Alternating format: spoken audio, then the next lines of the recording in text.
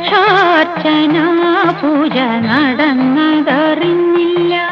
പുഷ്പാർച്ചനയുടെ തിരക്ക് മൂലം, പ്രേമ പുഷ്പാർച്ചനയുടെ തിരക്ക് മൂലം.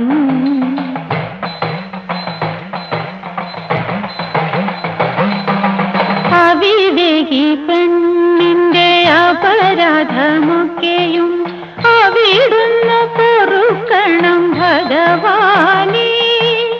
അവിവേകി പെണ്ണിന്റെ അപരാധമൊക്കെയും അവിടുന്ന് പൊറുക്കണം ഭഗവാനേ. സാക്ഷാൽ